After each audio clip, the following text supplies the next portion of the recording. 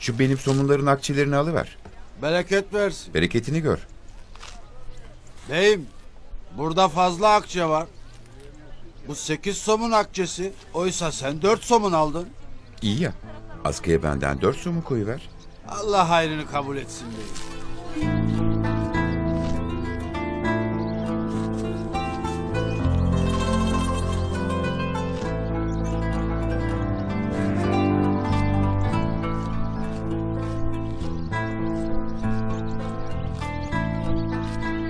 Askıda ekmek, anlatmak da bitmeyecek Osmanlı'nın güzel adetlerinden bir tanesidir. Bir fırından ekmek alan kimse 2 ekmek parası verip 1 ekmek alırdı. Diğerini ise bir ihtiyaç sahibine ulaşsın diye askıya koydururdu.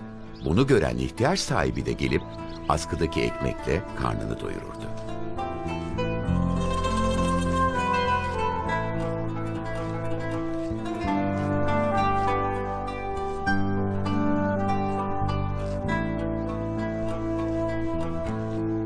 Buyur bacım. Somun mu istedin? Şey,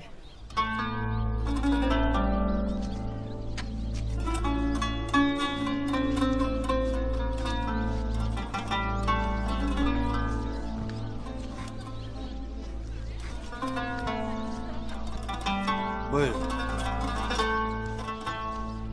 4'ü bana fazla beyim. 2'si bana kafi. Var 2'sini de başkasına ver.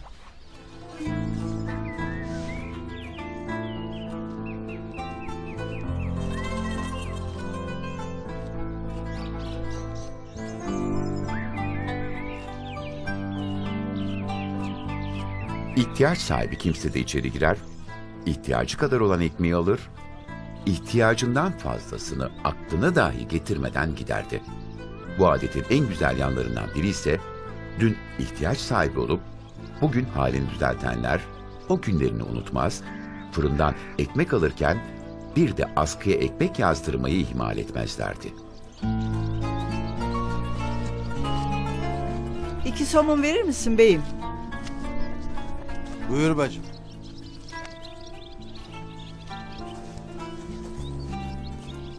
İki somun da askıya koyuverirsin.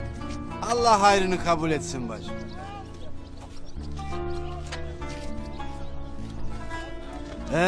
Bugün bana yarın sana. Komşusu açken kendisi tok yatan bizden değildir buyurulmuş. Bunu kendine şiar edinmiş bir toplumun erdemine en büyük örneklerden biridir askıda ekmek.